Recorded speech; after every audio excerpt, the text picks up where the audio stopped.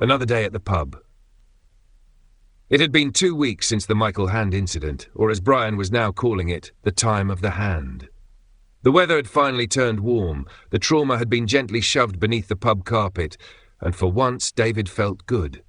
Like, really good. He was up at 6 a.m, showered, spritzed with the citrusy optimism of a cheap cologne, and out the door by 6:45. The birds were singing, the sheep were unusually polite. He waved at a crow who may or may not have nodded back.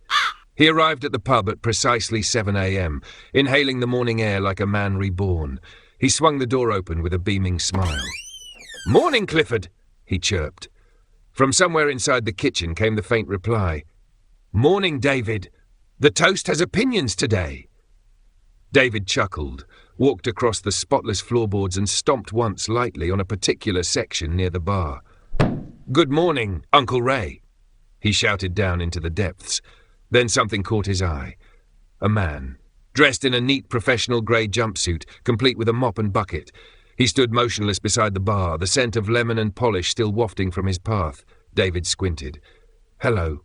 Cleaner? Wait, who are you?"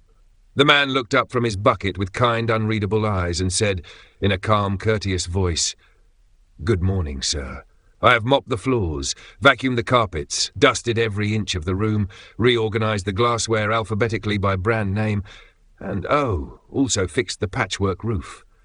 It looked a bit distracting on the thumbnail. David blinked.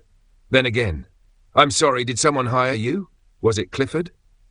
From the kitchen, Clifford shouted, "Whoa, I don't even know what a cleaner is." The man gave a quiet smile, tipped his cap with the poise of a man who knew more than he said, and simply walked out the front door.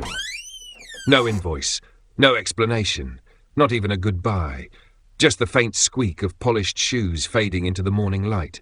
David stared at the door. "That was weird, right?" he whispered, mostly to himself. A few minutes later, the door swung open again. Pete shuffled in, followed closely by Brian, nose buried in a newspaper, and Warren carrying a shoebox full of unlabeled pickles. "Morning," Brian said without looking up. "Did I dream about a sparkling pub, or is it actually clean in here?" Pete nodded slowly, eyeing the shiny floorboards. Too clean, almost, suspiciously clean. Warren opened his box. "Want a pickle?"